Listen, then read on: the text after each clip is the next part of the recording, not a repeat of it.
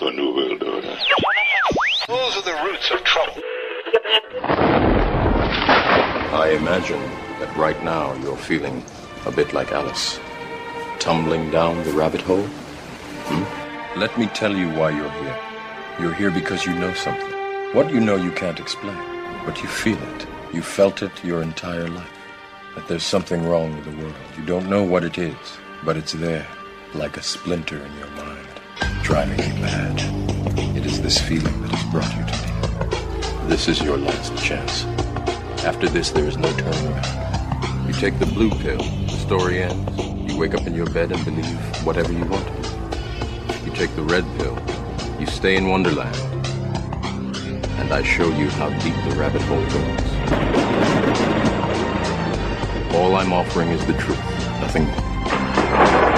For we are opposed around the world by a monolithic and ruthless conspiracy that relies primarily on covert means for expanding its sphere of influence, on infiltration instead of invasion, on subversion instead of elections, on intimidation instead of free choice, on guerrillas by night instead of armies by day.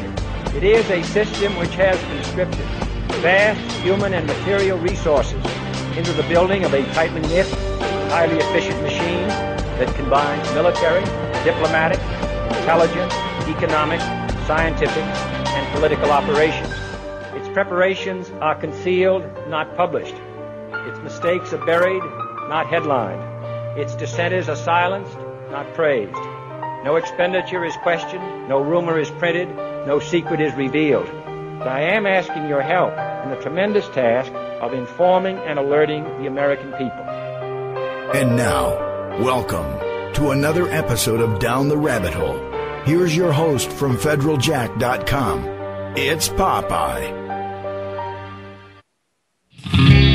America, America, America, fuck yeah, coming again to save the motherfucking day, yeah, America, fuck yeah, freedom is the only way, yeah, terrorists, your game is through, 'cause now you have to answer to America, fuck yeah, so lick my blood and suck on my balls, America, fuck yeah, what you gonna do when we come for you now?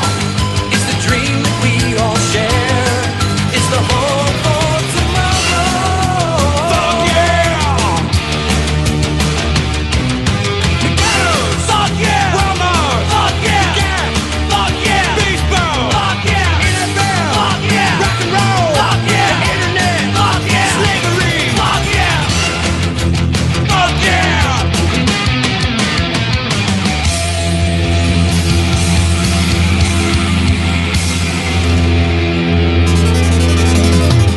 Starbucks, fuck yeah, Disney World, fuck yeah, porno, fuck yeah, Valium, fuck yeah, Reebok, fuck yeah, fake tits, fuck yeah, sushi, fuck yeah, Taco Bell, fuck yeah, rodeo, fuck yeah, Bed Bath & Beyond, fuck yeah,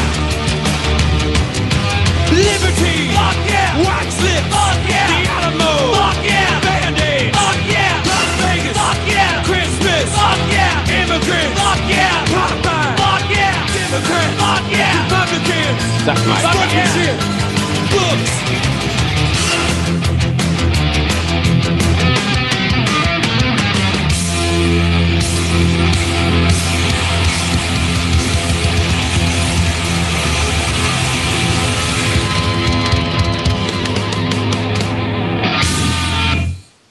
Welcome, ladies and gentlemen, to tonight's live edition. It is obviously July 4th, 2014. Why did I open with that? Well, it's a little bit of... Sweet Jesus. Exactly. It's a little bit of humorous sarcasm aimed at the levels of propaganda that are all over the place today. Because we're America. Fuck yeah. So yeah, that's why I decided to play that. And joining me tonight to go over the insanity and expose truth in an uncensored fashion. We decided to do it uncensored. No, it's not going to be like Hangar 18. Nothing could be as vile as Hangar 18. So we saved that for Saturdays, but it will be somewhat uncensored. You might hear us curse once in a while or say something that we might not normally, we might stifle ourselves from saying. But we decided that since it was the 4th of July, we decided to just come on and be raw and real about it, because that's what people need to hear, especially with the levels of propaganda out there today. So joining me tonight to tear apart the lies and the crap is my good friend, my brother from another mother, fellow veteran and truth seeker and radio show host, Mr. Joe Joseph. And you know this, man? That's right. You know this. Man. Here I am. And, to all of you out there that are firing off your fireworks and everything to celebrate the freedom that you have, you need to go back to the books and actually do some studying and figuring out what freedom's all about. Because we're going to tear that up tonight. For show. For show. Wait, you mean we don't live in a free country, Joe? No, as a matter of fact, we don't. Wait a minute. Wait, hold on. Wait. Stop. I'm serious. Just stop for a second. No, stop. Gonna have to. But what? Yeah. What? Yeah, wasn't it Bernays that came out with the whole torches of freedom back in the during the women's suffrage movement, and because smoking cigarettes was phallic, so of course let's just rename them, put a different label on them, but Joe, call all the mainstream media outlets, and let's call them torches of freedom. But Joe, it's the 4th of July. If tomorrow all the things were gone, I'd work for all my life. I'm proud to be an American. And I had to start again with just my children and my wife. Song brings a tear to my eye. I can't listen to it. I'm sorry. I'm being kind of a facetious prick today. Exactly. I'm being a bit of a facetious prick about this, but it's sickening to see how we live in a world, in a current environment where we don't have freedom, and yet every 4th of July I see people running around celebrating. Man, we're free. What did Obama say today? He did in a world where you don't have freedom. Yeah, in a world where you don't have freedom, but you think you do. You're in the United States. That's right. I don't even know what Obama said today. I'm so glid I didn't pay attention. He put out a video release, one of those presidential, like he usually does on Saturdays, but I guess it was for the holiday. And he released it, and it's something along the lines of, he said something along the lines of, every other country wishes they could be us. Or every other country in the world wants to be us. We're the laughing stock of the freaking world right now. Rwanda is more honorable than we are. Just saying. Yeah, well. And I'm throwing it out there because well done, guys. Well, I mean, seriously, dude. I think what we need to do is kind of break it down and just show how free we actually are, just for people to understand. Maybe get their bearings. Give them a couple of examples. Wasn't it Goethe who said, "None are more enslaved than those who think they are free"? Exactly. Oh, we're there. We are past there, dude. We are past there. When my sheriff goes, I don't care about the Constitution, I care about the laws of the state of North Carolina. Really? You don't care about the Fourth Amendment? Isn't that when you asked him about the illegal checkpoints? Well, yeah, because I asked him, I said, do you even know what the Fourth Amendment says? I don't care about that. I care about the laws of the state of North Carolina. Well, aren't the laws of the state of North Carolina supposed to be in accordance with the Constitution and the Bill of Rights? It's a rumor. Oh, okay. It's one of those nasty rumors that's not true. Yeah, I mean, for the most part, dude, let me tell you, cool county to live in. I have no problem with it. But the one thing I really have a problem with is a checkpoint to check your license. I mean, come on, really? Okay. So the Supreme Court upheld probably about 11 times the DUI checkpoints, which are totally and completely unconstitutional. But even they admitted it in their write-up of their decisions and said, well, while it is totally and completely unconstitutional, it's for your safety, and therefore it is justified. Blah. Everything's for your safety. I just saw an article today where somebody was pointing out, and it was an older video that happened not within the past few weeks, let's say probably a couple months ago at least, but a 17 years old A 17-year-old kid was shot and killed by the police because he was threatening to kill himself. So let's just do it for you. Hey, here's the express lane, kid. You shoot and kill him to do what exactly? Now, we've gone away from sending out. We found that the calling out the negotiator, that's so 20th century. Yeah, we're going to go with the 21st century now. We just kill you. But how did that solve? Let's just call us the new Make-A-Wish Foundation. Right? Just, like, color me the skeptic here, okay? But perhaps, maybe it's me using a little bit of logic, but how did shooting and killing the kid prevent his death? Explain that to me, because the whole goal was to not let him commit suicide, because suicide would be the means by which he killed himself, right?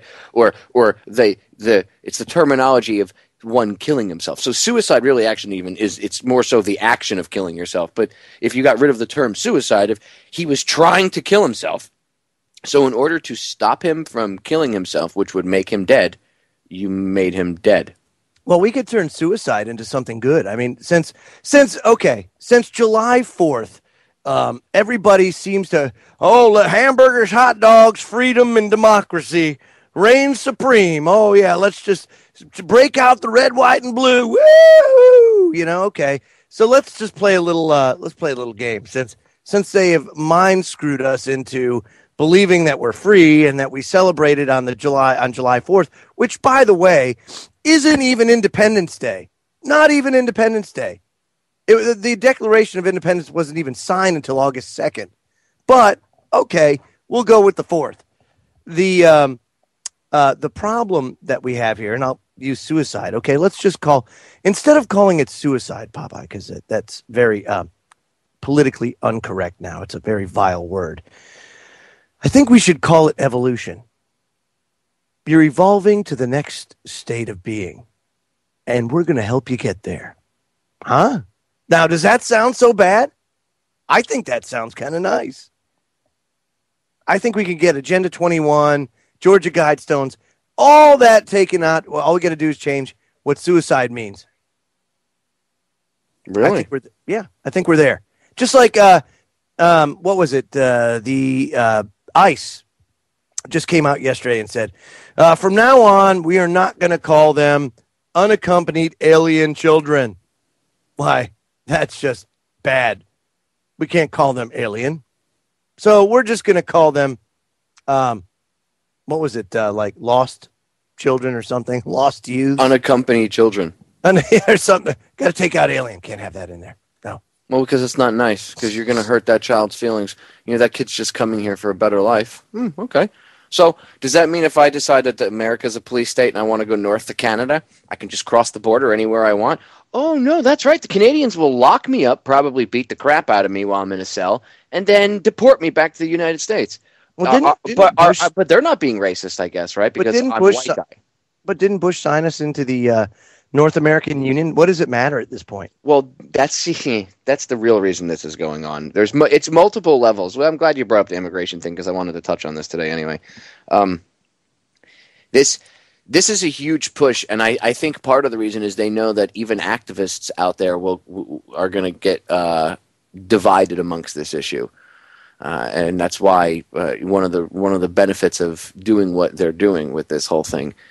Because I know a lot of smart people that are like, Popeye, this is just one big planet. We all live on the same planet. You always talk about that. How come, how come you're against the, what's going on over there? Well, because this isn't an emotional decision I've come to. This isn't, I had to put that aside. My mother was an immigrant. Okay. And I know what it's like firsthand to see someone have to, go through the system and jump through the hoops. But they did it. My entire family did it. My mother, my aunt, my grandfather, my grandmother, they all had to go through the hoops. My grandmother had to learn English. She barely spoke a lick English when she came over here. When I was a kid, she spoke it fluently. She had a thick Dutch accent, but it didn't matter. She spoke fluent English. There were certain things that they had to do. There were protocols, okay? And I'm not saying the immigration system isn't broken, but this is being done on purpose. But how broken is it? I mean, seriously, the problem is it's bureaucratic levels of broken. Yeah, it's bureaucratically broken. Maybe if you got rid of some of the bureaucratic waste in these departments and streamlined things a little bit, got rid of things that you didn't need. And I don't mean like getting rid of the citizenship test or things like that, but if there's stupid things on the back end, like 15 people to process an application when you could only maybe possibly need 3, well, maybe that's part of the problem. So I totally agree that stuff needs to be revamped.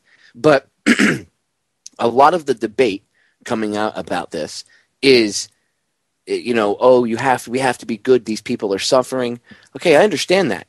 But you have to use a little bit of logic, too. Where are we going to put them? Where are we going to get the money for them? And if that's the case, if we're just going to say, well, screw the existing laws, does that mean that if there's a homeless guy in your town and he wants to squat inside your house while you're still living there, you can't have a lock on your front door?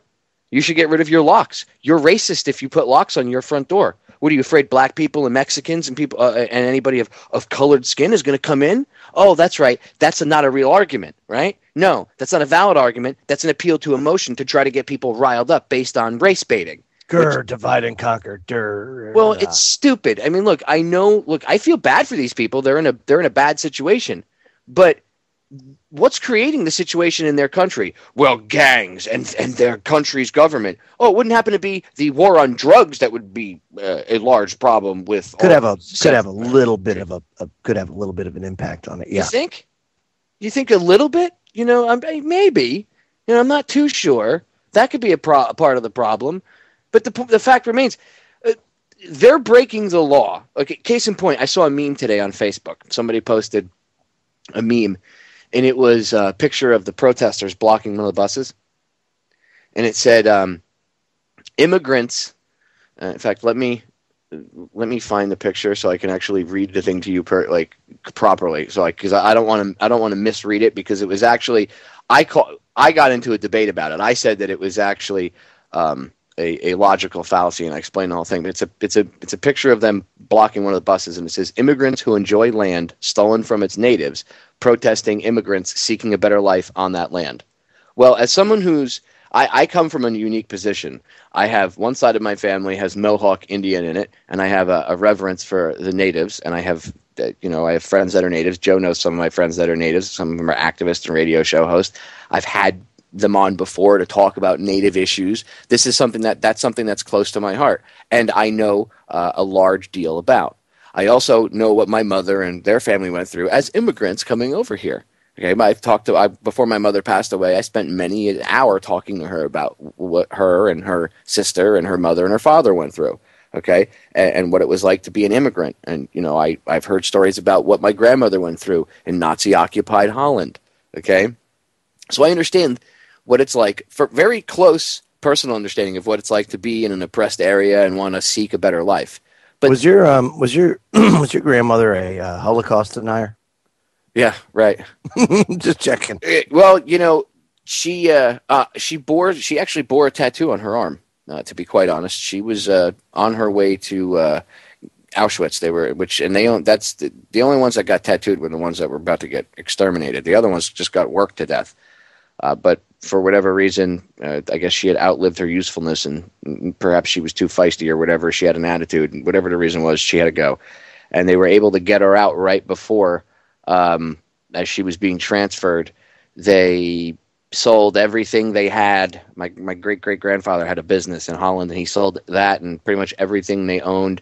Plus, they were able to find documents that proved that there was Catholics in the family. Even though my grandmother was a practicing Jew, I think they ended up lying and getting her to pretend that she was more Catholic, whatever the hell it was. They were able to get her out, but they had to pay a ton of money. It's just like, a lot of people think that, if you got locked up, you wouldn't be able to get out. Oh, there were people that got out. They had to sell everything they owned and buy their freedom to the right people. And it wasn't like, the higher ups knew about it. They're just the lower level scumbags that had, had access to let them out knew. They'd let them loose, but then they had to leave. And if those people got rounded up again and caught, you didn't have any money again to get out. So, I understand what it's like to be from a persecuted area and stuff, but honestly, they had to go through proper channels, and there's a way to do things. What's going on in that southern border is not normal. That's being done on purpose. It's being done to bring the country down in a way. In so many different ways, dude. Yes. And anybody that wants to argue with me and say, well, you're not being humanitarian, bullshit. I would give the shirt off my back to somebody that needed it. I've taken clothes off my back at car accidents and used them as tourniquets to stop people from... I have seen you giving water to the illegal immigrants as they're swimming across the Rio Grande. I know it. Wash their feet. That's right. But seriously, dude, think about how much can happen here. Let me bring this little story up. This is just to show you how screwed up things are and how willingly people accept what the mainstream media tells them. The London Telegraph fears terrorists will target planes with computer and human bombs. Question: why, if you're a terrorist, Popeye, let's just call you Popeye Hanababai, okay? So here you are. Right now I'm on a list with that name. Yes, you are. You're on a list with that name. But, you're a terrorist. You want to attack the United States because they're the great Satan. Well, are you going to necessarily go to an airport or a plane to do it right now if you had the choice? Just out of curiosity. That's a good question. I mean, let me ponder that. Which is it from my current standpoint or from? Well, I mean, let's say a tactical. If you're looking at it tactically, okay, and you're a terrorist, mm-hmm. Would you go with an airplane? Would you go with an airplane? Well, if I really want to do maximum damage, no. Okay, but let's just say you want the highest rate of success. You're not so much looking at like maximum impact, highest rate of success. So here I am. Let's just say I'm Joe Schmuckatelli, terrorist, and I'm going. Now you're on a list. I'm looking at it. It's okay. Already there, and I'm. But you're on a list as Joe Schmuckatelli, just so you know. I'm not going to an airport. Okay, it's retarded. It's stupid. First of all, if you're going to take an airplane down, if that's like your goal, if that's what you're asking, if I was a bad guy and I wanted to take an airplane down, but I wanted to do so in a dramatic fashion, I wouldn't go through airport security with a bomb strapped to me. I would hang out with my buddies. I would go contact my FBI handlers, right, and be like, "Hey guys, do you have all that stuff that you said you'd give me that says U.S. government made? Thank you." And then they would drive and look. If terrorists really wanted to take a plane out, they could take a van, park it on any highway or road outside of any airport anywhere in the United States, and as a plane was taking off, an international flight loaded with people, 747, 777, they could hit the thing soon as they wouldn't even be on the airport property. They could be a mile outside the airport and still hit it. So you know what? Is there a buffer zone around the airports? But even why even do that? That's even too risky, if you ask me. You could just walk into the airport with a bomb and detonate it at the southern border's wide open. Well, I'm saying there's the whole point of the airport thing is security theater, yes. But why would you even waste your time trying to fly in with a passport? If you mean coming in from another country or taking a plane down? Oh, dude, I would totally, if it was me. It'd be southern border all the way, dude. I'd get in here and I'd figure out what the hell I'm going to do if you want to come in, yeah. Disneyland. Well, if you're going to come in just to violate, get in, yeah. I thought you were talking about if I wanted to take a plane out, like if I wanted. No, not so much take a plane out. I'm just saying that you want to take advantage of it because this just shows. This one event here shows that the war on terror is a complete and total fraud and lie. Of course, we know that. With all of the other things that have happened, say, post 9/11, but this one event here, how can you justify telling anybody that you're taking the war on terror seriously when you're just letting anybody over the border willy-nilly?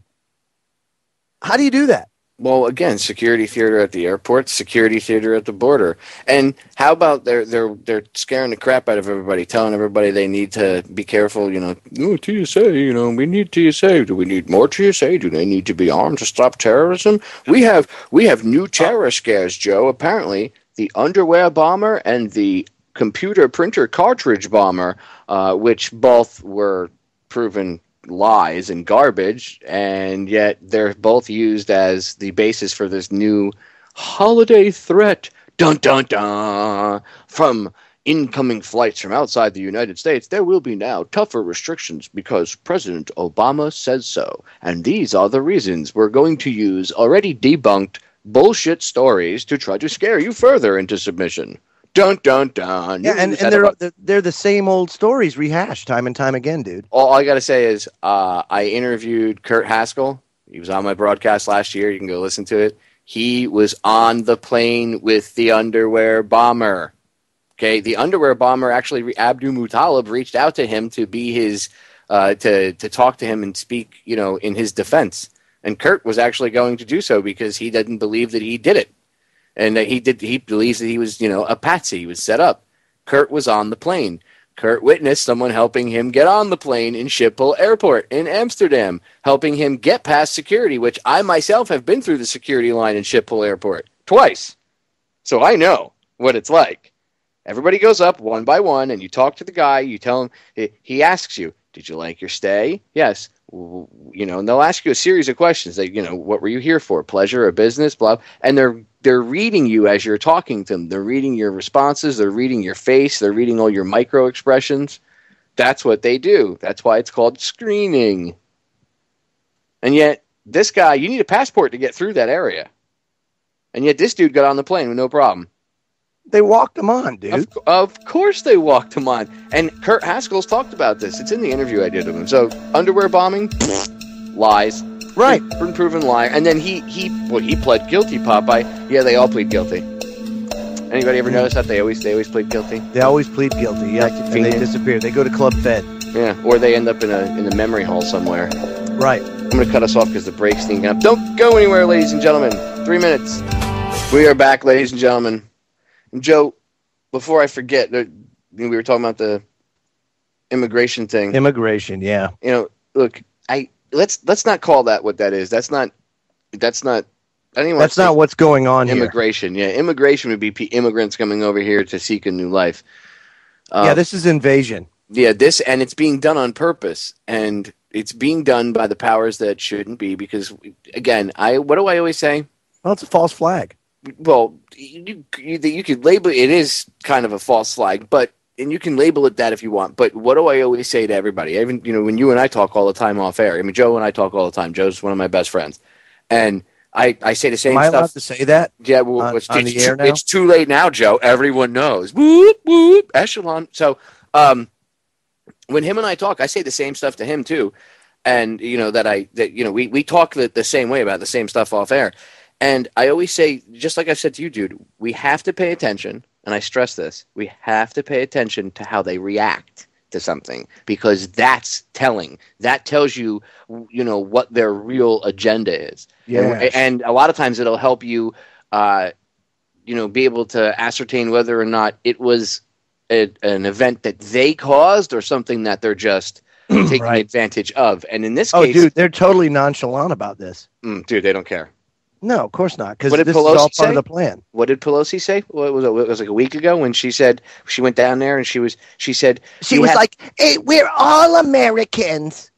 Americans. She didn't say we're all in the United States of America, the United States of America. She said Americans, and people go, "Well, yeah, we're Americans." Yeah, but that's South America, so technically they're Americans too. They're the South Americans of the Americans. You get it? So it's called being ambiguous. I did a show about logical fallacies the other day, and I said that they're purposely ambiguous on, they do it on purpose to blur the lines, and then later on when they get caught lying, I didn't say that. She's being ambiguous because what she's referring to when she said, this is all one big community, Joe, with a border running through it. And she made that comment. But I'm not an American. First of all, let me just say this flatly. I'm a human. That's what I am. The fact is that all of these people, Americans, what was it? We're all, the guy named Amerigo Vespucci is what it's all named after. A dude. Okay. That's what it was. At the end of the day, we're all humans. That was just a label. That's all it is. It's a label. We're all humans. Now, at the current time, because we don't live in a Star Trek society yet, although one day I hope to, we can't have that yet. can't just have the open borders and everything else. It has to be somehow systematically implemented if that's the case. But the way they do it and the way they want to do it is not the way that we want it. That's not the way like liberty-minded people are envisioning things. And by the way, if we weren't spending money, billions of dollars, and it's not the defense industry, that's another bullshit term. Okay, they should call it. They used to call it the Department of War for a reason. Right, because at least people understood what we were getting involved in. Now they call it the Department of Defense, so it sounds, well, we're defending ourselves. Oh, it sounds more justified. Bullshit, okay? If we stop spending all the money on exporting death to all these other countries, we could use that money to improve our healthcare system, clean up our immigration system, and maybe bringing these people into the country then wouldn't be that big of an issue. No, because we'd have the resources to do it. Right. And then we could help our fellow men. Then we could be the America that everybody thinks we are. And we could be Starfleet. Yeah, we could be awesome. Well, no, we'd be able to do a lot of stuff, but we're not doing that. And everybody, see, people have the ideal that we're doing that, Joe, but it's bullshit because that's not what's really going on. It's all a smoke show. Yeah. Could you imagine what we could do? You know, think about like one of those free humanity moments, like I was bringing up that Volkswagen XL1. Could you imagine if cars were getting 283 miles a gallon?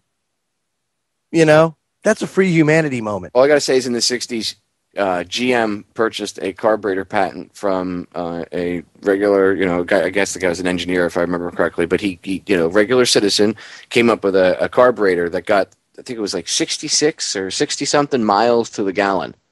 A carburetor. Okay, this before fuel injection, which greatly improved fuel efficiency. Exactly. Okay?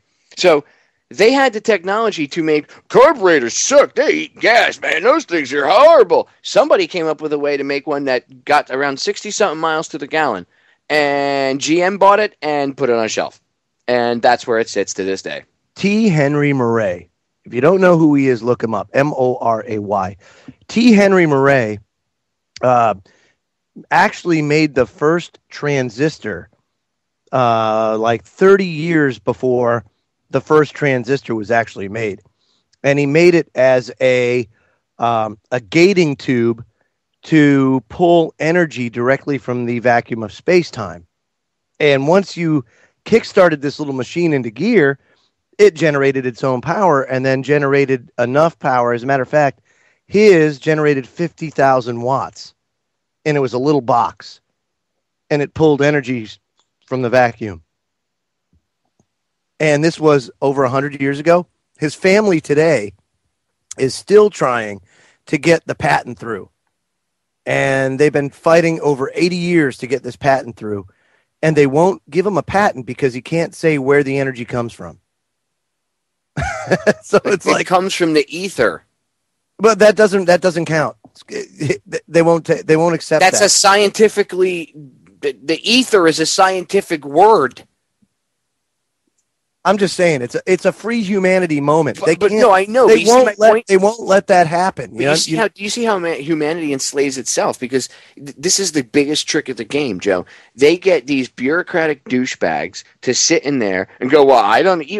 Maybe someone at the very top knows, and they're just giving it the stamp no, and that's their excuse. But you'll get lower level people that'll be like, well, I need to see where it comes from. Well, it comes from the ether. What are you trying to tell me? It comes from where ghosts and stuff come from? That's not real. Do you know anything about quantum physics? That dude. Know that they actually use the term the ether? It's a scientific term. So, perhaps maybe you should do a little research. That's another logical fallacy because you don't know it exists or you're ignorant to it. You think that anything speaking of that subject must not be true and must be fake. Again. Right. And that's how they get us. They get humans to censor ourselves. You get these bureaucratic. That's where, just like in the immigration system and everything else, that's where the biggest problem is. It's this between point A and what should be maybe point C or D. It's actually point A and Z, and you have all this bureaucratic nonsense in between because I need my job. No, you don't. You cause problems. Get out. Go do something else. Be productive. Be a productive member of society. Be a gardener. Well, why would I want to be a gardener? Because you'd be growing food and feeding people healthy food, and you'd be making them better. You probably enjoy it too. Right. It's much better than, well, I work for the government. What do? I file. Really? Really? No wonder you're miserable. No wonder you hate life and everybody else around you, and you're probably divorced. Okay. It does have its drawbacks, I will say. Well, you work for the DOD, right? I mean, you keep files on all of us, right? What's that like? I totally keep files on all of you jerkers. Of course, you know what it is, dude? It's all I can say is the one thing that we have going for us is the complete and total dysfunctionality of the federal government. That is the one thing that we have going for us. That's why, a lot of people fear, oh, yeah, I'm going to be black bagged in the middle of the night, or I'm on a list, or everything else. I don't care. Put me on a list. These people are so freaking dysfunctional that I'm sorry. I just don't fear it. Well, see, they're the mechanism. They're not. That's what people mistake. They go, well, the government, the government's bumbling idiots. Not all of them. And it's not the people that come up with these ideas that are generally in. Oh, it's not the minions. Yeah, the minions. I mean, there are people that are in government that are evil, but they're placed there. The minions are just the minions. Okay, you have the powers that shouldn't be, and then you have their little minion useful idiots. Okay, that's the bureaucracy level that creates the problem that we're talking about on so many levels. I mean, every way, which way but loose, they create problems, and most of the time, a lot of the time, it's ego. Dude, no doubt. It's either ego or it's I don't give a flying crap, and a lot of people don't care. They don't care because they can't get fired, and there's a lot of dead wood in the federal government. That's what I call people that you carry on your back. And so, with that said, because of all those people that are apathetic, those that are ambitious can really do some damage if they're not checked. That's the thing. So, like one of the things that I've always said, and if you take a look at the economic numbers right now, there was a very rare growth last quarter in the job sector, specifically dealing with government. See, over the last 4 years or so, governments have been laying off, or through attrition, they've been downsizing. Well, this year, governments across the country have hired over 50,000. As a matter of fact, 54,000 people. Now, my thing is if you're struggling and you're out of work, then why don't you get in there and do something that makes a difference? I mean, take the job. Go in there and have the set of cojones to stand up for what's right, to be good vanguards of the taxpayer money, and maybe make some change so that we can actually start celebrating July 4th for real reasons instead of crap. Because I'll tell you what, I heard it said today that, and I agree with this, that revolution, although it brought us the United States, typically, historically, revolution brings very bad things too. And so we want to do this as peacefully as humanly possible. Well, you can have a revolution or you can have an evolution. Mm-hmm. What do you prefer? You get an evolution. If you get a revolution is exactly what it sounds like. A revolution. To an engineer or a mechanic, what is a revolution, Joe? It's a cycle. Exactly. And that's what will happen. The cycle will continue if you have a revolution. That's right. It's a cycle, a circular cycle that just continues, okay? Whereas if you have an evolution, you're taking yourself out of that cycle to the next level, and that's where we need to go. But wasn't it JFK that said those that make peaceful revolution impossible make violent revolution inevitable? They are slowly... They're doing it on purpose because that's the only outcome they can control. The only outcome that the bully can control is getting him and all of his friends to back you into a corner and start punching you in the face and get you away from everybody else and single you out. Because that's how bullies work. Okay?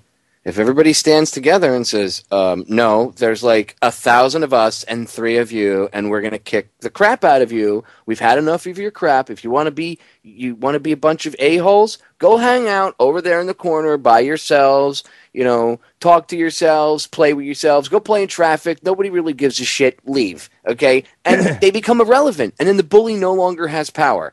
That's right. That's exactly how it has to happen. And that's why they're doing what they do, because if they can't keep everybody scared, see, if they go up to like people as one or maybe even just 2 people and they get them in the corner and they get them scared, they've got everybody scared all over the place. Sure. Individual little groups. And everybody looks at this person the same way, and they with fear. So everyone sees the same individual and they all fear at the same time. Well, what happens if everybody looked at that individual and was like, really? You're not impressive. Fangul. What happens? What happens? Then what? You know what I mean? Yeah. They lose their power, man. They do lose their power. And I look at recent cases like Afghanistan, okay? If you take a look at Afghanistan and what the people of Afghanistan have done to ward off empire after empire throughout history, it's really an amazing feat. But look at the United States. The United States, terrain-wise, has just about everything possible that you could imagine, from extremes like deserts to the mountains, to the plains, all that. You got different type of terrain. This place here makes Afghanistan look like Bush League. If anybody tried to invade, if they tried to take over or whatever, they could never do it, and they know it, because it's freaking impossible, especially here because of how well armed we are. So when I look at that and I hear that kind of stuff, I discount it, because I know that we would open a can of whoop ass on them, that they would just wish and pray that they had never started this in the first place. But I'm hoping that we can do this intellectually without having to go through all that, because people don't want to go to a third world type of scenario. Believe me, you don't want to go there. We're already on our way there. Well, see, I look at the revolution, the time period. You had the guys that we know as the founding fathers. A lot of them were enlightened. Many of them, a lot of people think these were such forward thinkers. They're smarter than we are today.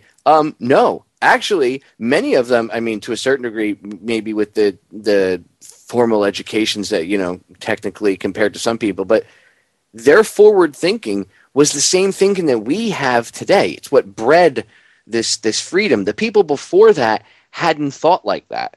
Thinking about freedom and as deep as these men were, that was the change. That's why they were these visionary figures. And, when you look at this time or at that time period, you see that mankind wasn't ready for that evolution.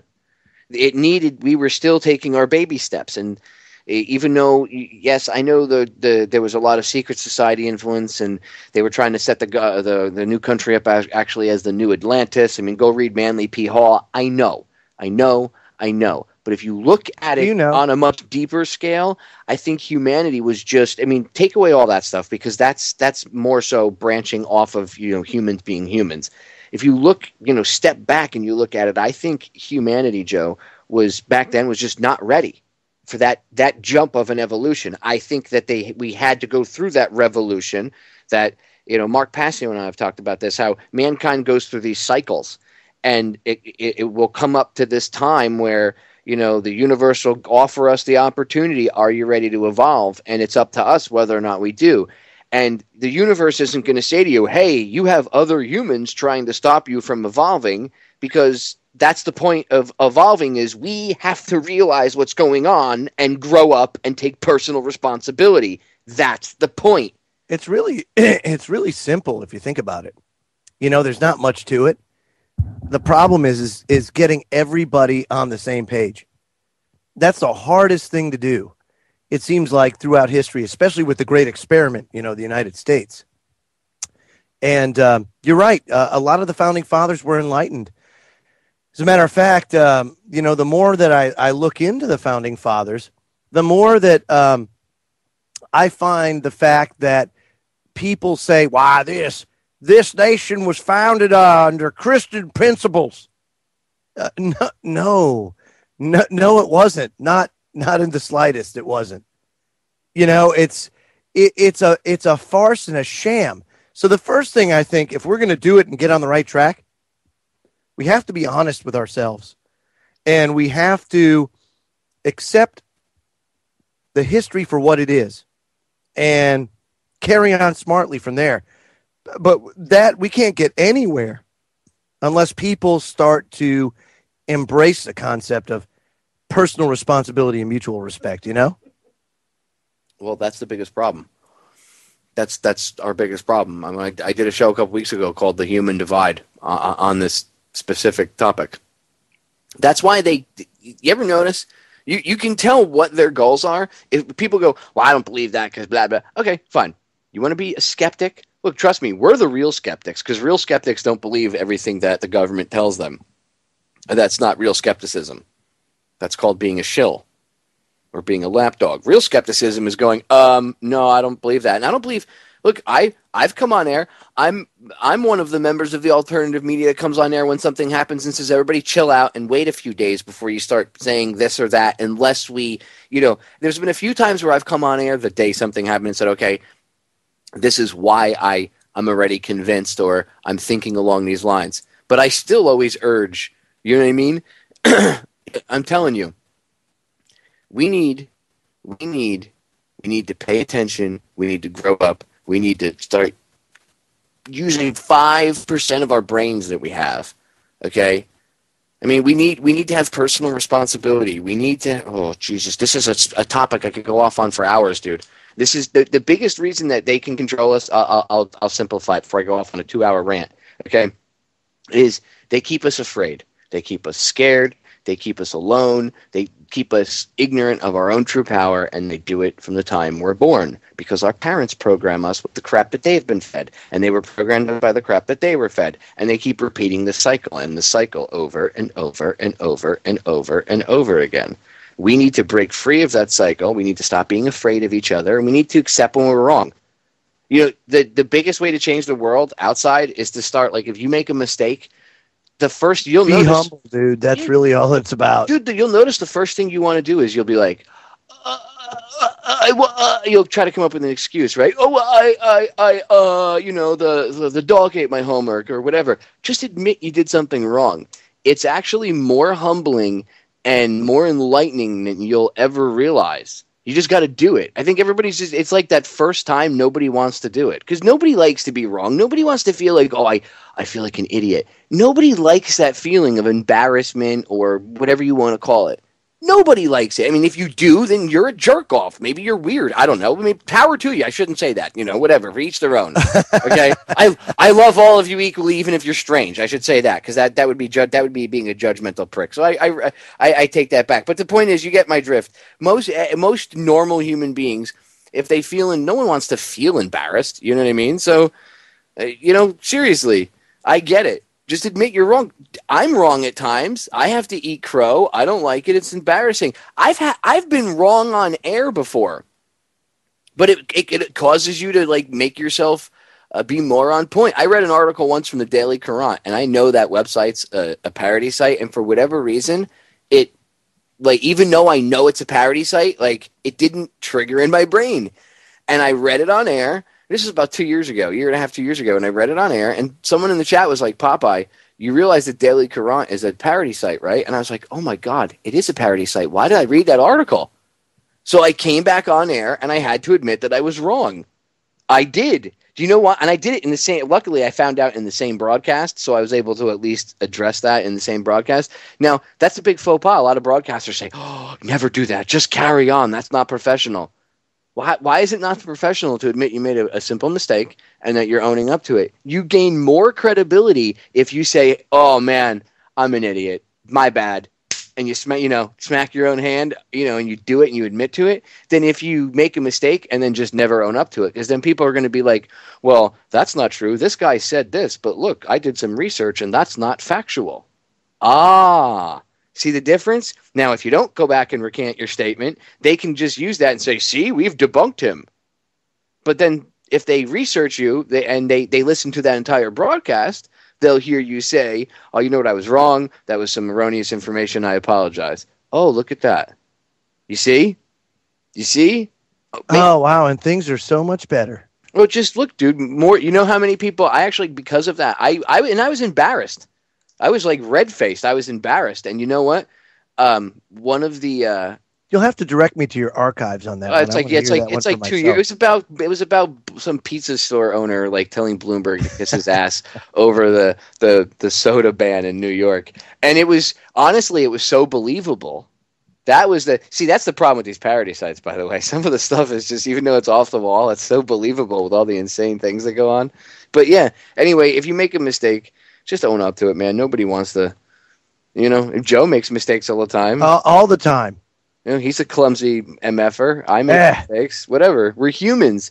What did Kennedy say? He said an error. Actually, I shouldn't say when you make mistakes. When you make an error, right? Because like Kennedy said, an error only becomes a mistake when you refuse to correct it. What do you think he was talking about?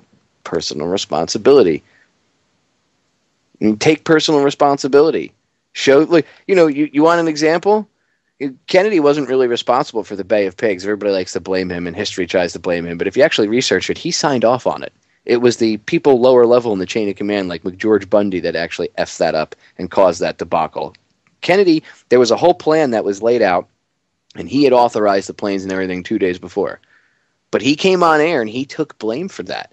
And he publicly said, doesn't matter who did what, there might have been screw-ups lower level, and I'll handle that. But I'm your president, and the buck stops with me. He took responsibility, okay? So take that as an example. And just start in your personal life, and it'll ebb out. I'm telling you, it'll make a huge difference. And, if everybody did that, the world would be much better. The world would be upside down, dude. You know why the world sucks, dude? Is because you'll have a conversation like this, and someone will say, well, that'll never happen. And everybody says that. Well, if you're all thinking that, and you're all saying that, guess what? That's reality. My mom used to tell me that when I was a kid. Something like I would say, oh, I can't do something. If I ever said the words I can't, she would say, oh, yeah, my father said the same thing. There's no such word as I can't. Yep.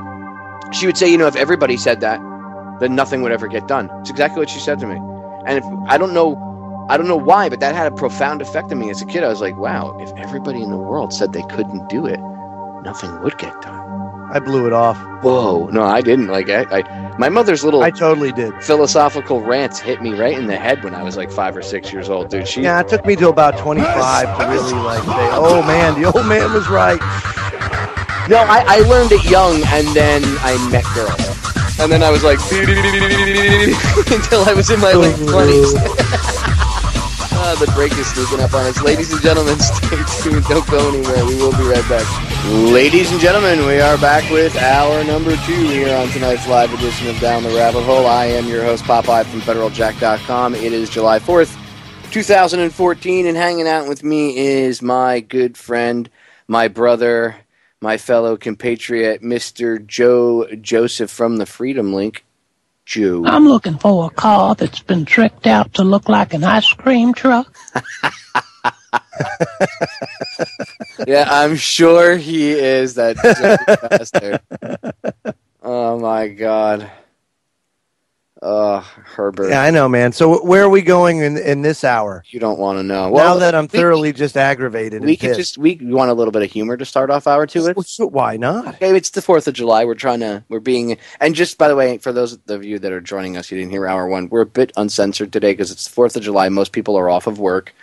And Joe and I we're seething. We'll set up the fact that people are celebrating 4th of July like they have something to celebrate. Yeah. Okay, you get a day off. Right. So it's not hang your 18 levels of uncensoredness, but close. Yeah, it's about a quarter of the way there.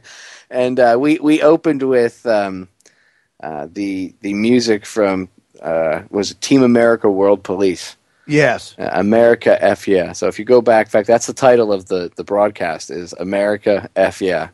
So little humor here to start off hour two. It's still political, but it's somewhat humorous. Did you hear what Joan Rivers had to say about Obama and Michelle Obama and about Barack? Oh, you're starting to piss me off, you little piglet son of a bitch. Freaking Herbert.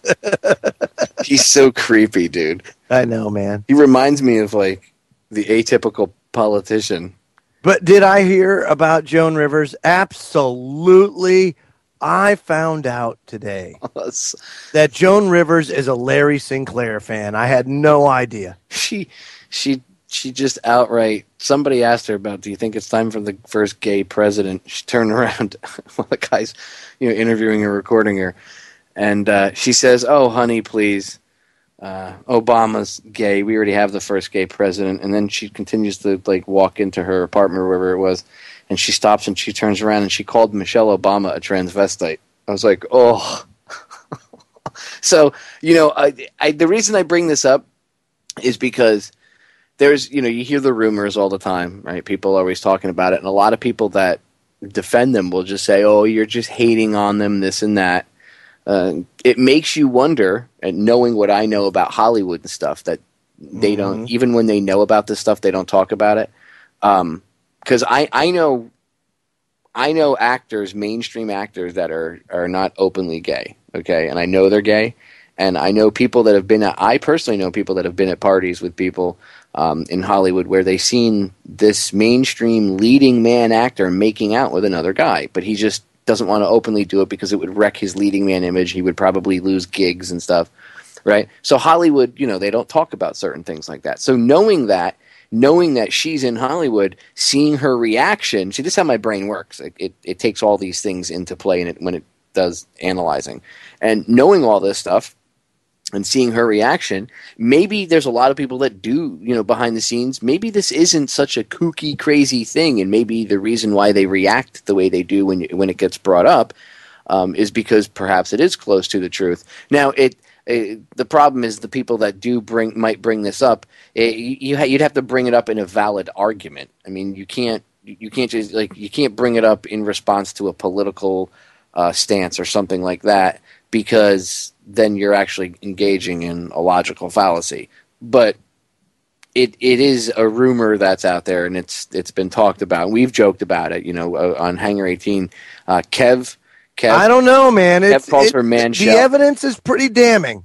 Well, I mean, no, that's why that's why I say when she said this, I don't think she said it for Joan Rivers. I know she's a comedian and she's got a foul mouth, but she's old, right? She's got nothing to lose. I just don't think she cares. It's like whatever. Oh, and she's known for just like, oh, stop, just admit it, So that's kind of like the attitude. I'll play the audio clip for you here really quick. It's kind of funny. It's only about 40 seconds. Miss Rivers, how are you? You made a ton of news officiating the wedding in New York yesterday. Is this like a new cottage career move for you? I am so excited. Okay. And I should do very well because I don't charge. And do you think that the United States will see the first gay president or the first woman we president? already have it with Obama, so let's just calm down. Got it. Michelle is a I'm sorry, she's a what? A transgender. We all know. Oh my gosh. Oh gosh. It's okay. She does it. There you have it. That's Joan Rivers at her. Yeah. At her. Honestly, I don't care. I'm willing to go with that. Well, I honestly, I don't. If like she said, who cares? You can. That's why I'm saying, you see how nonchalant she is about it. It just makes me wonder if he was gay and Michelle Obama is a transgender person, I don't really care. Just, I'd rather you be more open about it and not pretend to be one thing when you're not and you're something else. That's a problem. And I don't want to hear, well, then they couldn't get involved in politics. You're justifying someone lying to you.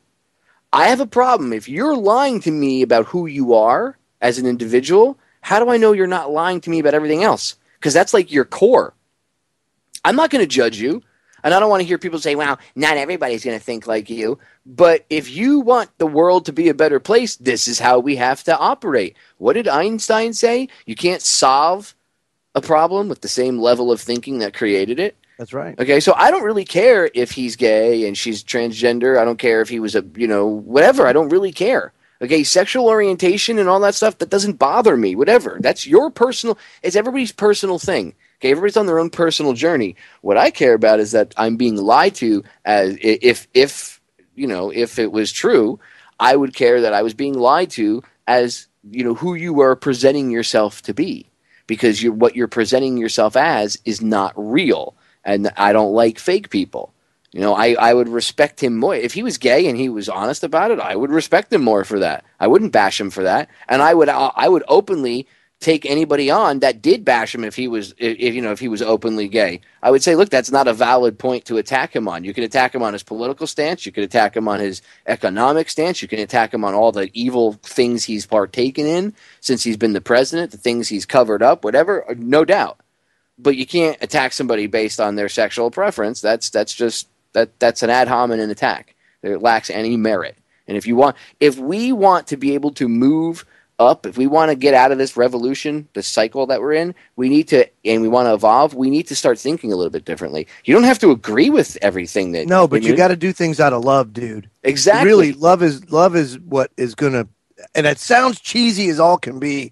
Believe me, if I said this, if I heard this 4 years ago, I'd be like, no way. But seriously, it's true. It's love. You can't have mutual respect unless you don't love your fellow man. It's that simple. We don't love each other. We cultivate hate. That's what we do. And no doubt we have the problems that we have, the societal problems that we have. Think about it. I mean, all we ever do is divide and conquer. The funny thing is that, on this July 4th, if we don't all stand together, then you're not going to be able to practice whatever religion you want or say whatever you want to say or drive down the street and not be searched, So we kind of have to all band together to make this happen.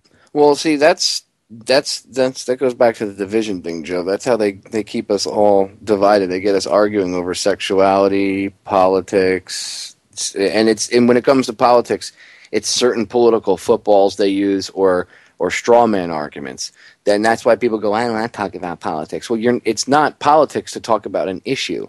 Yeah, but then you get into the things, but because your argument is based off of talking points. Did you actually do any research on the subject? No. That's the problem. Everybody's too busy, in their own lives, and I don't want to hear, well, I have to work a 10-hour shift. Yeah, but do you play with your phone? Do you watch YouTube? I'm telling you. You have Netflix, you have all that stuff, right? You're watching TV and bullshit on your phone while you're at work or listening to stuff, right? Well, yeah. And what is it? Well, sometimes I like to, if I'm at work, I'll put the Real Housewives on in the background or whatever. Oh, okay. So that's important. But understanding the things that really affect you, like where your money is going, that the fact that you're funding death all over the Middle East, millions and millions of deaths, that this country is responsible for. And I don't want to hear, well, I didn't pull the trigger. You're just as effing responsible by sitting on your ass and not doing anything. Amen to that, dude. You're complicit. Absolutely. Okay. I was in the military, and I consider myself wholeheartedly complicit. Yeah, me too. And I apologize. Whenever I talk about the Iraq War, I usually end it with apologizing to the people of Iraq. Okay. But you want to know something, dude? Part of it is it's if you notice that you made a mistake and you learn from it and you move on, you're atoning for it, And that's the big thing. You've moved on. You've learned from it. A lot of people don't learn from their mistakes. And we can point it out time and time again. And to a lot of people, it doesn't matter, because it's America. And well, that's the programming. And it's the 4th of July. Well, that's the programming. That's why I opened it with, America, F yeah, because I did it because it was a yes, and I didn't censor it. I wanted it to be the smack in the face that it was to people just when they tuned in and they were like, what the hell? I wanted you to have that because that's what we need. I wanted to collectively smack the party hat off your head, along with Joe, off the 30 or 40 at a clip. Because I know people are going to go, but Popeye, we need a day to vent. That's fine. Then go sit somewhere quietly. Maybe take the day, right? Maybe take the day to reread the Constitution or the Declaration of Independence. You know what I did this morning? What was that? What did you do this morning? I posted the entire thing in its entirety as actually typed out with the same spelling, because some of the words like complete were spelled differently. They spelled it L-E-A-T instead of L-E-T-E, and the spelling changed back in like the 1800s. You can go look this up. There's a couple of the words in there that are like that. I left them with the original spelling and everything in there. Right, it's posted in full, including the part that I don't like. The part about the Indian savages, and I posted the whole thing just so people could read it, like have a full understanding of it. And apparently, a lot of people, even some of the people listening, have said that they read it. They hadn't read it in years, and it was amazing when they read it. And when you read what they're talking about, in fact, I'm going to play the final segment. I have audio of it. I'm going to play the Declaration of Independence for everybody. It's about a 10-minute clip. And when you hear the words, like, you compare it to today, and you're like, wow, we're back to square one. We're back. Oh, dude. Let me tell you something. The King of England was, at that time, couldn't shake a stick at where we are today. Nope. No way, no how, man. Not even Hitler or Stalin could have dreamed. Nope. The East German Stasi didn't have the amount of information that the NSA has. And they brought one of these former Stasi guys over, and he helped set up, what was it, DHS, right? If I remember correctly. Mm-hmm. One of the guys from the East German Stasi. And I think they even might have consulted ex-Nazis that might have still been alive at the time. It actually goes back to the structure of the Vatican. Believe it or not, all of our intelligence actually goes back to that. I was a plank owner in the. You know what a plank owner is? I was a plank owner in the Department of Homeland Security because I was. That's something to be proud of. Yeah, I was in the Guard when they brought all of us together, Border Patrol, everybody else, and they created the Department of Nazi Security. And I remember when it first happened, like I was so caught up, after. You're like, finally, I'm not DOT anymore. Yeah, right. I was so caught up after 9/11 and everything. You just like, everything's reorganizing. It wasn't until I got out and, I was unplugged from it, and I was like, and I went back a couple years later to see some of my friends, and I was like, dude, why do you guys look like you're getting ready to invade Poland? Like, what are you doing? And they're like, oh yeah, man. And they were just, their personalities were different to a large extent, and I was like, what the hell did you do to my Guard? And then it just over the years, knowing all this stuff and researching and stuff, I took my plank owner certificate and I tore it up. It's gone. I don't have it anymore. I consider myself expunged from them. Ugh. Yeah, no, I know, man. It's for most people, they don't wake up until after they're out. It's really horrible. I got the pleasure of being caught up in the whole Bosnian thing, and that really stunk. And then the Iraq stuff. Oh gosh, I mean, you want to talk about third world? That's why I say, folks, when you're out there cooking your hamburgers and your hot dogs, and saying, oh yeah, we're doing this and we got the red, white, and blue flying and woohoo. If we don't do something about this now, it's going to be another Bosnia or an Iraq here, as far as the quality of life. The average family in Iraq, when I was over there, made less than, I think, like $7 a month American. It was really crazy. And that look at how we are now, where the bagger at the grocery store in the 1950s, when adjusted for inflation, made the equivalent of $38 an hour today. And your Walmart employee $8.80. How are you supposed to survive? You know, in this whole society that we live in now, you can't. So, you know, it's done on purpose. Yet these pieces of garbage, these pieces of filth, rake in millions of dollars every year. Hillary Clinton. I'm glad that she did her book tour. Although I wish that obviously her publicist was like, we need to stop this because it's going to kill your presidential campaign in 2016 if we continue this. And that's why they stopped her book tour, because they realized there's enough time between now and then that'll get forgotten in the mainstream and it'll have to be brought up again. But she was just making gaffe after gaffe. She was like, what did she say? Oh, me and Bill were broke. Yeah, we were broke. We're flat on our ass. Yeah, you were getting paid $200,000 per speaking gig. My heart bleeds for you, Hill. And what did you do with all the money you made while you were the president? Because you were really the president. He wasn't. Let's just be honest. So what did you and your Muppet do with all the money that you guys made while you were the president and Mrs. President? Because Lord knows that you spent money like Michelle Obama did. And that good Lord, man. So, you know, both of them think it's along the same lines of, we'll let the citizens pay for everything. So I know that you didn't pay for anything out of pocket. So you had to have been banking money. I mean, what were you possibly spending your personal money that you weren't paying any of your bills with or buying anything with? What were you doing with all that money? They're full of it, dude. They have millions of dollars. Anybody remember the Haiti earthquake a couple years ago? Oh, yeah. Bill Clinton. When the Bushes and the Clintons teamed up, they were like, twin powers, activate. Yeah, dude, just send your cash. Google. Here, I'll do it right now with everybody. This is the fun part about having YouTube and high-speed internet. Look, Bill Clinton, George Bush, just send your cash. Here you go.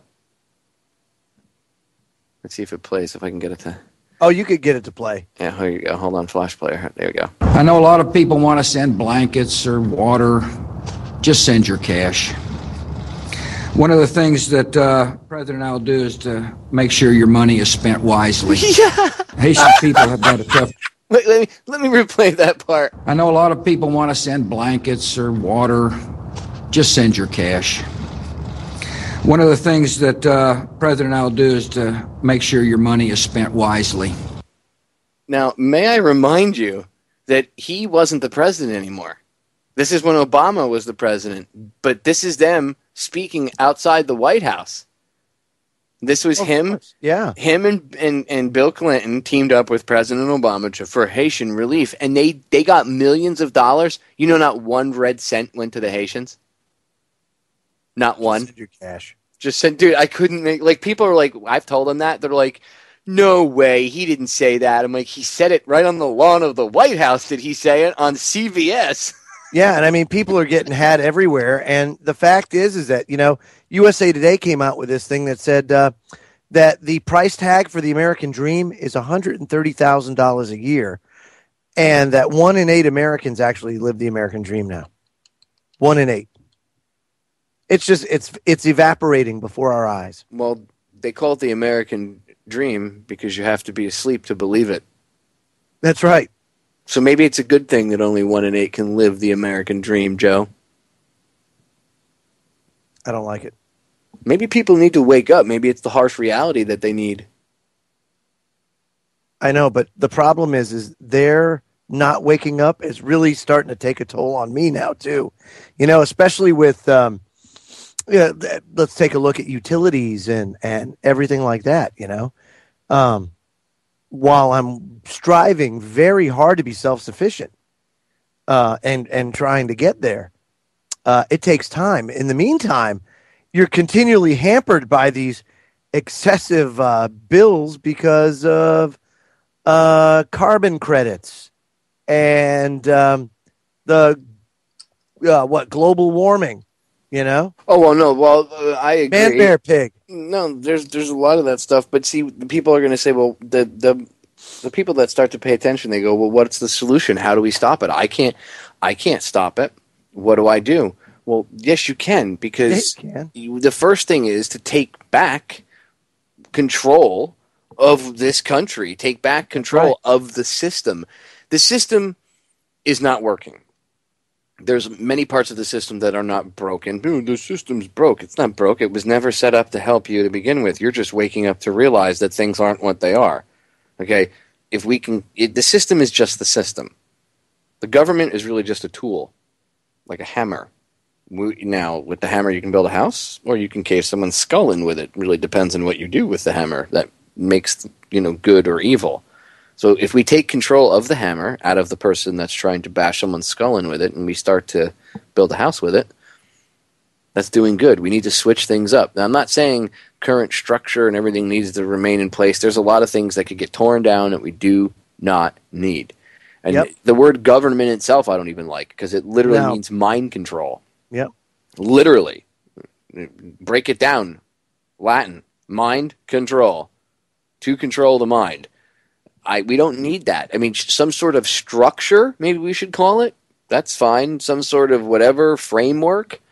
I agree. There needs to be some sort of basic framework, some sort of guidelines. And you can appoint people to temporary positions for minimal amounts of time to make sure that everything runs smoothly. And the more people that you have doing the same job, and people can say, well, if you get different people in there, they might try to change. Well, you don't give them that power. The only power they have is to maintain things as it is and to make sure things run smoothly, not generate yourself new powers and make new laws and all that other stuff. See, that's what got out of control. But we need to cut all that down. If we didn't have the government, who would build the roads? We would. You live on Joe's a perfect example. They live on a private road out there. When there's a problem, one of his neighbors has a bulldozer. His neighbor comes out, they'll put stone down with a little bit of quarry press or whatever. Come over, bulldoze it, pack it down, and there you go. Pothole solved, gone. They plow their own road. They don't wait. You guys don't have the city come plow your stuff. We don't have plows. Right. I'm sure your place is probably your road. The county itself doesn't have plows. They don't salt the road. They don't do trash pickup. Well, you see. So what I'm saying is, if the county don't even come out and do your roads or the county roads, your personal street is probably plowed before anybody else. On our own, and it is. Yep. But you guys take care of business. Like I said, your neighbor literally has a bulldozer. He drives out and pushes dirt, pushes snow around, whatever. I mean, that you got to take care of your own stuff, because you guys realize if you don't do it, ain't nobody going to come in and take care of you and pat you on the ass and be like, "Oh, Joey, I'll take care of it for you, Bubby. You sit over here, little Bubby. I'll take care of it." No, there is none. Exactly. It's funny. There's a road up in Alaska. It's called the Dalton Highway. To Alaskans, it's known as the Hall Road. And it's a great example of an anarchist road in America. And it has nothing to do with government. Government had nothing to do with that road. Yet it's one of the most integral roads up there that go to the North Slope oil fields of Alaska. And it was all done by people. And it can happen anywhere, It's just... we have to get out of the mindset. Well, I ask you this: supposed to provide. I ask you this: what was it government that invented everything, or was it? No, government train wrecks everything. Right. People say, "Well, didn't the Romans invent the roads?" Well, no, actually, paths and roadways and stuff actually existed long before they did. They just came up with the bright idea of putting stone down and stuff. And it was really the engineers. It wasn't Caesar, was it? No, it was the engineers, the thinking chaps. We'll be right back. We are back, ladies and gentlemen. Final segment of tonight's July 4th edition. A little laid back if you're just tuning in. We're not screaming and yelling, but we're not... Joe and I are being serious, but it's a little bit uncensored, I guess you should say. You could say that. Yeah, and it's a holiday, and more so than just that, I'm more agitated that people still run around. I mean, I have people that I know that are I've had some pretty deep conversations with, and they've said to me, happy 4th of July text messages, and I'm like, look, man, I'm not being Debbie Downer, but we're not free, and you shouldn't be running around, lighting off fireworks and playing with sparklers, celebrating the freedoms we no longer have. Think about it. The NSA is literally listening to all your phone calls and going through your emails and stuff. Yeah. And that's okay. Well, the president said it was okay because this panel that the president put together came out the other day and said it was okay. Oh, and the Warren Commission said that Lee Harvey Oswald shot Kennedy to the head from behind. And NIST said that a miracle occurred when Building 7 collapsed because there was no plane that hit it. So, I mean, if they told you to jump off the Brooklyn Bridge, would you do it? No. Just saying. So, it's one of those nights that it irritates me. Because I see the truth. So, I would love to be able to celebrate, and I wish we were free. That's the goal I'm headed for.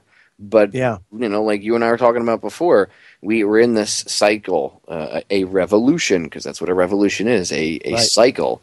And we're in this cycle, and we're coming back around full circle again, and we're at the same point where the Founding Fathers were, the same type of tyranny. Now, we either, continue the cycle where you have a bloody revolution, which is what the powers that shouldn't be want because they know it keeps us in this cycle and it allows them more control, or we step out of this and we figure out a different solution. As I said earlier, Einstein is quoted as saying, it's one of my favorite quotes, you cannot solve a problem with the same level of thinking that created it.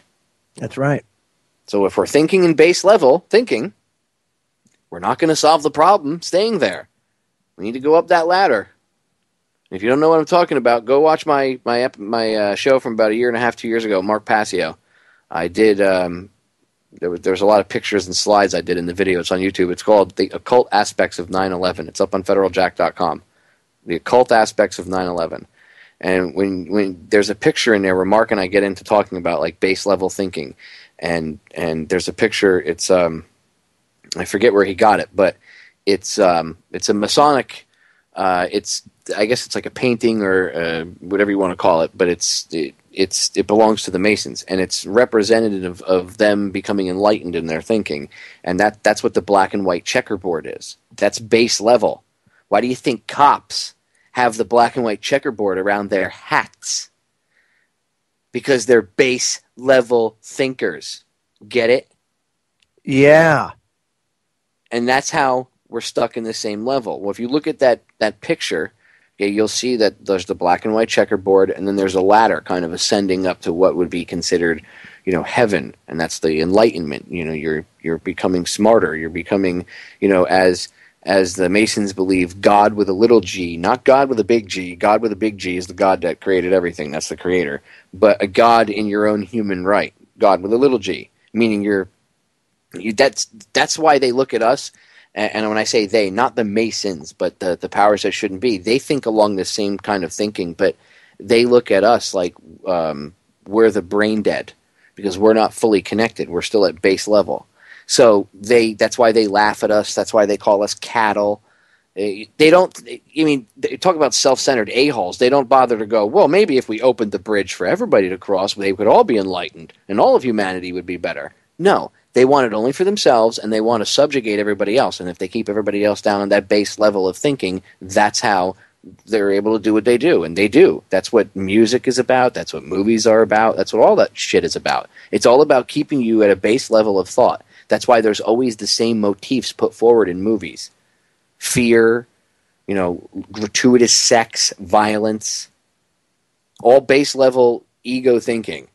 It keeps you down there. I don't like it. Not one bit. Well, and I'll tell you why. We need to do something about it then. Yeah, because we're like you say, we're caught in the vicious cycle, and there's no way out of it unless you think out of the box. You got to start thinking out of the box and say, hey, that's why when anybody's really over I don't know how to say it, over religious, I guess you could say. I always get into it with them and say, wow, regardless of how you feel or what you believe or anything else, if we don't band together, you're not going to be able to believe what you want. So we're all going to have to fight together and respect each other's differences. And that's really what it's all about, that we can be different and still get along and live alongside one another. It can happen. Well, a lot of people hear us, like on the radio, they hear a lot of us, talking, getting along, and they know that, because we talk and we, we'll say it on air. A lot of us are friends off air. Like, we're actually good friends in real life. Yeah. And, like, I'm good. Johnny English is one of, our closest friends, too. He's a really good friend of mine. I talk to Johnny all the time. He's like a brother to me. Him, Joe, and I, the three of us, sometimes they see eye to eye and don't see eye to eye with me. Sometimes me and Johnny will see eye to eye and not with Joe. Sometimes Joe and I and not Johnny. Sometimes none of us will see eye to eye. But we're still all friends and we still all respect and love one another. We're like brothers. Why? Because we realize that we're allowed to have differences of opinion. And we still give each other that freedom. I respect them as free individuals. I respect Joe as a free human. I respect Johnny. I respect Chris, Gio, all my friends. All these people are free human beings. I don't expect anybody to fully agree with me. That's the beauty of it. You know how boring life would be if everybody was like, yeah, man, I'm on board with you. Yeah. You know what I mean? Like, God, boy, it would be so boring. We wouldn't have any intellectual conversations. Answers would never be gotten to because we'd all be like, yeah, we all believe the same thing. We'd be a cult. Absolutely. So I'm glad people Drink the sometimes. Kool-Aid. Yeah, I'm glad sometimes people don't agree with me and they think, well, Popeye, I don't fully agree with you. Awesome. I totally respect your opinion. And if last night I had Steve Stars on. We were talking about the foreign policy of Israel and stuff in Palestine. And one of the people he didn't get it. There was was issue with the chat room or whatever. So he was like leaving comments on Facebook, which I don't care. And he was like, he said, look, I don't agree with you on everything, but a good show and everything else. And just the way he went about it was very respectful. And I said to him, I totally respect that you might have a difference of opinion with me on this, that, or the other thing, but that's cool that you're willing to sit and still be a free-thinking individual. That's what we need. I don't want people to tune in and be like, Popeye's great. I agree with everything he says. No, please don't do that. You're not thinking. No, please don't agree with everything he says, please. Yeah, please. And don't ever agree with anything Joe says at all, ever. Just dismiss like 98% of what Joe says as hyperbole and total lies. No, I'm only kidding. After all, I am DOD. Oh, that kills me. Yeah, but no, that's how we're going to solve this, dude, is just getting people to think. That's why I like I said, Joe and I had talked about playing the America F Yeah anthem, and I was like, should I come in and like do an introduction and then play it? And I was like, you know what? I'm just going to play it coming right out of the intro. Like, let people like a total whoosh right across the face. That's it.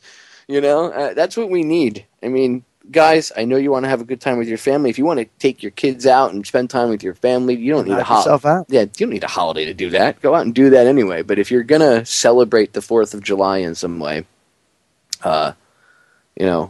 try to do it in a proper fashion. I even took the quote from V when he did the whole speech when he hijacks the TV. And I cut some stuff out of it and I reworded it to fit for the 4th of July and, our real world situation. And I posted that on Facebook this morning too. I was up from yesterday into about, 8, 9 o'clock this morning. I was getting some work done in the archives and stuff. So I was, I had a couple different things tuned in and I was keeping an eye on things. And just the I love America propaganda is disgusting. Look, I love this country. I don't love what the people that are in control of the government have done to it.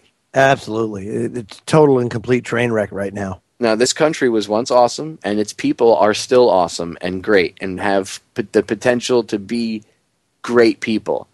but they just got to snap out of the trance. Yeah, I mean, we have been dumbed down to a certain extent in this country, and that's why people laugh at us, and Americans get egotistical and pissed off. But we used to stand for things differently. We used to, I don't know. Do you want to know why people look at us differently? Because they look at people like Kennedy. They look at the founding fathers. Look at the video that I've played. Just who were we fighting in Iraq? In the end of the video, the guy says, this plea to you may sound silly, but we still believe that a country that gave this world people like John F. Kennedy and Thomas Jefferson, and they named a few other people. That was quote unquote insurgents in Iraq. I mean, we used to be. Even they're telling you used to be a country that produced men of quality, men of virtue. We need you to find those men again. Stand up. I mean, who do you need to tell you this? Do you need a radio show host to tell you this? Do you need some insurgent back in 2005 telling you this via video? I mean, really? I think a lot of people know, dude, but a lot of it has to do with willful ignorance and not wanting to leave their comfort zone. Well, guess what? Your comfort zone is going to get mighty uncomfortable if you let tyranny come. Because down the road, if you think this is the level of tyranny, and like Jefferson said, you're going to live under the level of tyranny that you're willing to accept or live with, and I'm paraphrasing a little bit, but if you think this is the level of tyranny that you'd have to live with, and you're okay with that, this ain't shit. Okay, you think this is bad? Let it keep going. Just let it keep going. Don't do anything about it. Let it keep going. Yeah, let's see where that gets us. The comfort zone's going to get real uncomfortable real quick. And there ain't going to be a comfort zone. And when there ain't no more comfort zone, by that time, it's too late. So you need to do something. Right? Yeah, everybody's in this together. There is no place to hide. Oh, I'm going to leave the country. Where are you going to go? If they take us, there's nobody left to stand up. What do you think, running to Costa Rica is going to save you? Yeah, good luck with that. Sandwich Islands, maybe. Yeah, no. Nowhere, going anywhere is not going to save you. Iceland? Just everybody needs to stand up and put on their big boy pants. McMurdo Station. Big boy pants. Sack the F up and, time to do something. If everybody gets involved, I'm telling you, it's as simple as if we make them irrelevant, it's over. Done. Sheboygan, Wisconsin. Yeah, I would not go there. I heard Wisconsin gets pretty chilly in the winter. Yeah.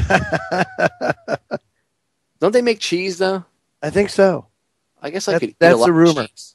That and Pabst Blue Ribbon. Oh, like a beer, chocolate milk, and cheese. Okay. Does it get any better than that? And they got the cows. You can make burgers out of them. All the vegans out there. Popeye!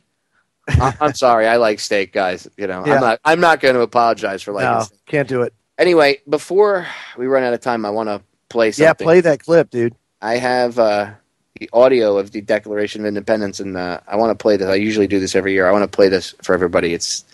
The Declaration was not written to be read. It was actually written to be enunciated, meaning they knew that most people were literate back then, so they had the town crier read things aloud, and it was written in the form of Adams and Jefferson, realizing it was going to be read aloud. Right, which sometimes actually changes the way things are written and pronounced so that, it has more verbal impact. People get the point. So I think it's more powerful when you hear it spoken. The irony is not beyond me that the people reciting this was done back when Bush was the president and everybody in Hollywood hated the president. So the irony is not beyond me that most, if not all, of the people in this video, I think aside from Mel Gibson perhaps, because they just hate him anyway, but most of the people in this video reading it out loud, because it was a bunch of movie stars and I think a couple singers in there, are reading it out loud, enunciating it. Most of them haven't had the same problem with the current Führer-in-Chief doing all of the same things 10 times more. So the irony is not lost on me, but ignore that and just listen to the words being spoken themselves, because they are powerful.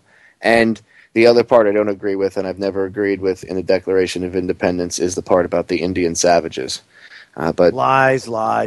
You know, look at you got $20 bills in your pocket. Shut up. I want to smack Joe sometimes. Anyway, here we go, ladies and gentlemen. The Declaration of Independence. When, in the course of human events, it becomes necessary for one people to dissolve the political bands which have connected them with another, and to assume among the powers of the earth the separate and equal station to which the laws of nature and of nature's God entitled them. A decent respect to the opinions of mankind requires that they should declare the causes which impel them to the separation.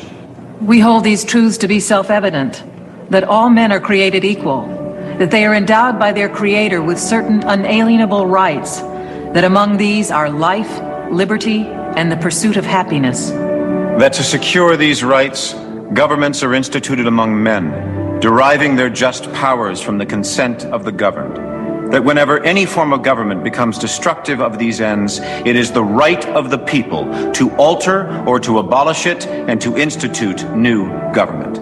Laying its foundation on such principles and organizing its powers in such form as to them shall seem most likely to affect their safety and happiness. Prudence indeed will dictate that governments long established should not be changed for light and transient causes. And accordingly, all experience hath shown that mankind are more disposed to suffer while evils are sufferable than to right themselves by abolishing the forms to which they are accustomed. But when a long train of abuses and usurpations, pursuing invariably the same object, evinces a design to reduce them under absolute despotism, it is their right, it is their duty to throw off such government and to provide new guards for their future security. Such has been the patient sufferance of these colonies, and such is now the necessity which constrains them to alter their former systems of government. The history of the present King of Great Britain is a history of repeated injuries and usurpations, all having in direct object the establishment of an absolute tyranny over these states. To prove this, let facts be submitted to a candid world. He has refused his assent to laws the most wholesome and necessary for the public good. He has forbidden his governors to pass laws of immediate and pressing importance, unless suspended in their operation till his assent should be obtained.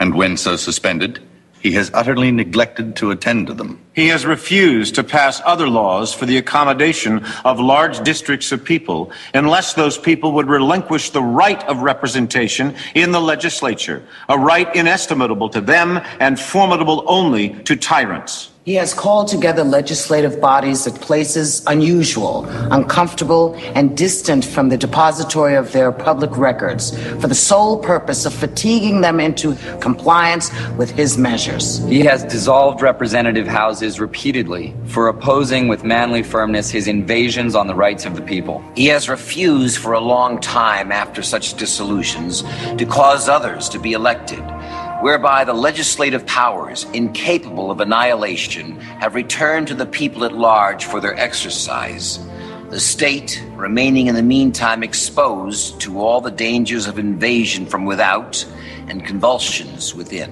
He has endeavored to prevent the population of these states, for that purpose obstructing the laws for naturalization of foreigners, refusing to pass others to encourage their migrations hither, and raising the conditions of new appropriations of lands. He has obstructed the administration of justice by refusing his assent to laws for establishing judiciary powers. He has made judges dependent on his will alone for the tenure of their offices and the amount and payment of their salaries. He has erected a multitude of new offices and sent hither swarms of officers to harass our people and eat out their substance. He has kept among us in times of peace standing armies without the consent of our legislatures. He has affected to render the military independent of and superior to the civil power. He has combined with others to subject us to a jurisdiction foreign to our Constitution and unacknowledged by our laws, giving his assent to their acts of pretended legislation. For quartering large bodies of armed troops among us. For protecting them by a mock trial from punishment for any murders which they should commit on the inhabitants of these states. For cutting off our trade with all parts of the world. For imposing taxes on us without our consent. For depriving us in many cases of the benefits of trial by jury. For transporting us beyond seas to be tried for pretended offenses. For abolishing the free system of English laws in a neighboring province, establishing therein an arbitrary government, and enlarging its boundaries so as to render it at once an example and fit instrument for introducing the same absolute rule into these colonies. For taking away our charters, abolishing our most valuable laws, and altering fundamentally the forms of our governments. For suspending our own legislatures and declaring themselves invested with power to legislate for us in all cases whatsoever. He has abdicated government here by declaring us out of his protection and waging war against us. He has plundered our seas, ravaged our coasts, burnt our towns, and destroyed the lives of our people. He is, at this time, transporting large armies of foreign mercenaries to complete the works of death, desolation, and tyranny, already begun with circumstances of cruelty and perfidy, scarcely paralleled in the most barbarous ages, and totally unworthy of the head of a civilized nation. He has constrained our fellow citizens taken captive on the high seas to bear arms against their country, to become the executioners of their friends and brethren, or to fall themselves by their hands. He has excited domestic insurrections amongst us, and has endeavored to bring on the inhabitants of our frontiers, the merciless Indian savages whose known rule of warfare is an undistinguished destruction of all ages, sexes, and conditions. In every stage of these oppressions, we have petitioned for redress in the most humble terms. Our repeated petitions have been answered only by repeated injury. A prince whose character is thus marked by every act which may define a tyrant is unfit to be the ruler of a free people. Nor have we been wanting in attentions to our British brethren. We have warned them from time to time of attempts by their legislature to extend an unwarrantable jurisdiction over us. We have reminded them of the circumstances of our immigration and settlement here. We have appealed to their native justice and magnanimity. And we have conjured them by the ties of our common kindred to disavow these usurpations which would inevitably interrupt our connections and correspondence. They, too, have been deaf to the voice of justice and of consanguinity. We must, therefore, acquiesce in the necessity which denounces our separation and hold them, as we hold the rest of mankind, enemies in war, in peace, friends. We, therefore, the representatives of the United States of America, in General Congress assembled, appealing to the Supreme Judge of the world for the rectitude of our intentions, do, in the name and by authority of the good people of these colonies, solemnly publish and declare that these united colonies are, and of right, ought to be free and independent states. That they are absolved from all allegiance to the British Crown. And that all political connection between them and the state of Great Britain is and ought to be totally dissolved. And that as free and independent states, they have full power to levy war, conclude peace, contract alliances, establish commerce, and to do all other acts and things which independent states may of right do. And for the support of this declaration, with a firm reliance on the protection of divine providence, we mutually pledge to each other our lives, our fortunes, and our sacred honor. And that they did. They sure did. Just so people understand, we only got about a minute and a half left, but so people understand, Jefferson died penniless. Monroe the same. You know, these founding fathers, these guys, when they said that they were pledging their lives, their fortunes, and their sacred honors, they meant it.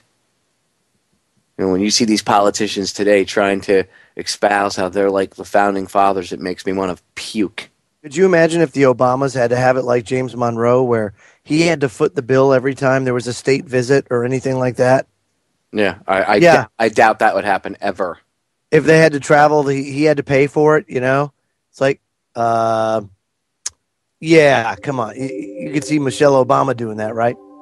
Yeah, right. We need to fire all of them, and the power first comes from realizing that you yourself are the solution. That's why I always tell you all at the end of the show, the solutions to our problems are an inside job. I repeat that mantra every night, so you get it in your heads that you're the solution. These people in Washington are not.